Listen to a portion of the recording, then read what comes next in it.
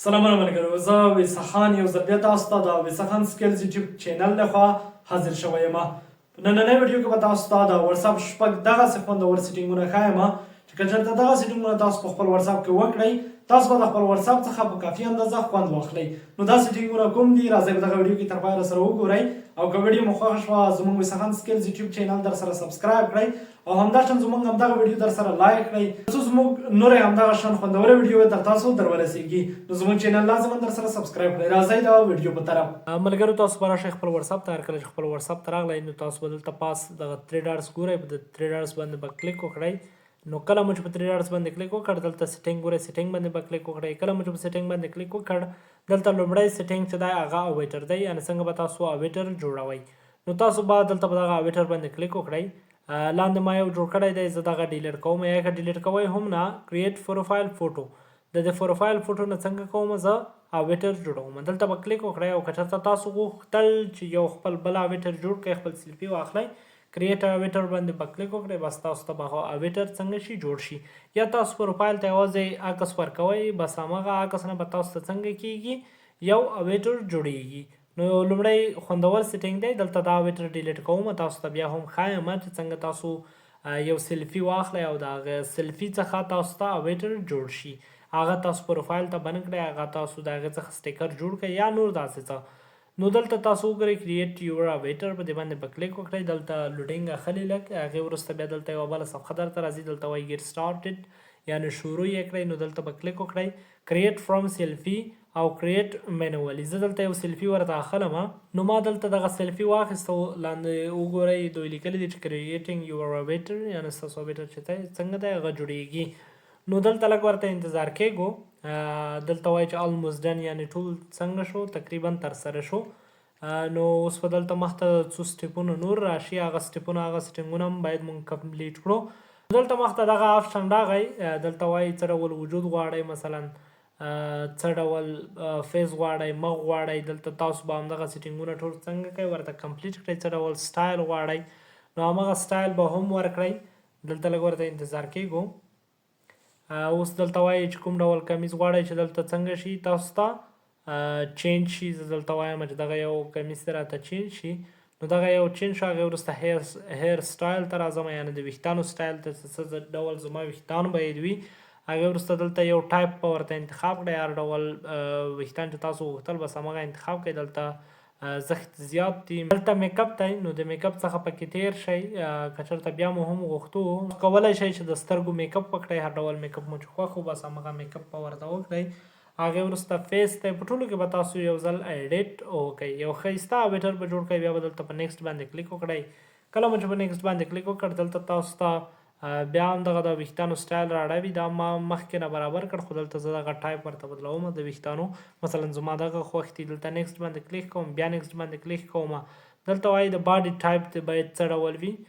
نو تاسو به خپل د وجود انتخابونه ورته وکړئ، مثلا هیپس دي، سټامیک دي.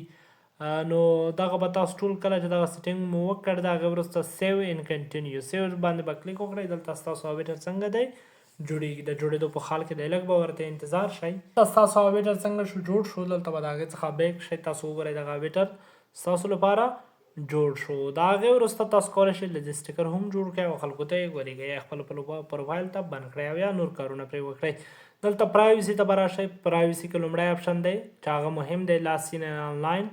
په دغه آپشن کې تاسو ته دلته لاندې یو آپشن درکړل شوی دی چې هو کن سی وین آی ایم آنلاین، یعنې څوک کولی شي چې ما وګوري کله چې زه آنلاین یم. دلته که ایوری ون کوئ، بیا به هر څوک تاسو ګوري چې تاسو آنلاین یې. دوهم سیماس لاست سین دی، کله مو چې په دې باندې کلیک وکړ، نو تاسو باید چاته نه ښیي چې تاسو آنلاین یئ. او بل هاو کن سی مای لاست سین، یعنې څوک کولی شي چې ما وګوري. نو هلته تاسو که نو باډي کوئ څوک به نشي کولی، او که ایوری ونې کوئ هر څوک به کولی شي. د هغې وروسته بل سیټینګ چې د هغه پروفایل فوټو ایډیټینګ دی. کله مو چې په دې باندې کلیک وکړ، دلته تاسو ته وضع لیکلی دي هو کن سی مای پروفایل فوټو، یا کولی شي زما د پروفایل تصویر یا فوټو وګوري. دلته تاسو که ایوری ونې کړئ، هر څوک چې ستاسو نمبر سرچ کوي، ستاسو نمبر سیو کوي، ستاسو د پروفایل په تصویر به هم کتلی شي. مای کانټاکټس هغه زما شمېرې چې کومې دي ما سره سیو دي هغه دی ګوري. مای کانټاکټس ایکسپټ زما د اړیکو یا دغه کومې شمېرې چې ما سره دي د دې نه بغیر نور خلک دې ګوري او نوباډي یا د هیڅوک نشي کتلی. نو تاسو که چېرته خپل تر پروفایل تصویر په هر چا باندې ګورئ ایوری ون یې کوئ او که نه غواړئ نو نوباډي یې کوئ. تاسو به د دې سره وتوانیږئ چې خپل تصویر یا په چا وګورئ او یا یې ونه ګورئ. بل اباوټ دی، اباوټ دغه سیټینګ تاسو ته ښودل کېږي چې هو کین سی مای اباوټ، یعنې زما په اړه څوک معلومات باید وګوري. مثلا په دې کې ستاسو بیو شامله ده یا ستاسو تصویرونه هر څه پکې شامل دي. ایوری ون یعنې هر یو کولی شي چې ویې ګوري. مای کانټاکټ زما شمارې هماغه بل ډول دی او نوباډي هېڅوک یې نشي کولی. نو هغه تاسو پورې تعلق لري چې تاسو هر یو آپشن ورته انتخابوئ. او بل په څنګ ورسره ریسیپټس دی، هغه تاسو وګورئ. دغه آپشن دی، دغه آپشن چې کله تاسو آف کړئ نو تاسو ته چې هر څوک میسج کوي هغه میسج تاسو وګورئ، دوی ته به دغه معلومات نه کېږي چې آیا زما میسج یې کتلی دی او یا یې نه دی کتلی. او که چېرته دغه آن شو نو دوی ته به معلومات کېږي چې زما میسج یې کتلی دی، یعنې هغه ډبل شنه چیکونه به هلته ورځي. او بل ډیفالټ میسج ټایمر، په دې باندې چې تاسو کله کلیک وکړئ دلته تاسو ته لیکي چې ستاسو نوی چاټ دی کله شروع شي. نوی چاټ څنګه؟ مثلا تاسو د یو چا سره چاټ وکړو، هغوی هم لیکنې درته راواستولې، تا هم لیکنې ورسره راواستولې، نو هغه کله چې تاسو دغه آپشن فعاله وي هغه به په اتوماتیک ډول دلته تاسو به موده ورکوئ، هغه به ډیلیټ کېږي او هغې وروسته به نوې لیکنې ورسره پیلوي. هغه کې څومره موده شته، مثلا 40 ساعته موده شته، 40 ساعته وروسته د دغه میسیجونه ټول په خپل سریع ډول ډیلیټ کېږي او نوی چاټ دې شروع کېږي او یا 7 ورځې بعد او یا 9 ورځې بعد. نو تاسو چې هر یو غواړئ همغه ته به یې واړوئ، بس د هغې څخه به ووځئ. ما دلته آف کړ، زه نه غواړم. نو دا د وټساپ خوندور سیټینګونه، هیله لرم چې د خوښې وړ مو ګرځېدلي وي او د دغسې نورو خوندورو سیټینګونو لپاره زموږ یوټیوب چینل سبسکرایب او همداشان زموږ فیسبوک پیج در سره فالو کړئ. تر بلې ویډیو مو په رب سپارم. الله په امان ښه شي، ښه وختونه.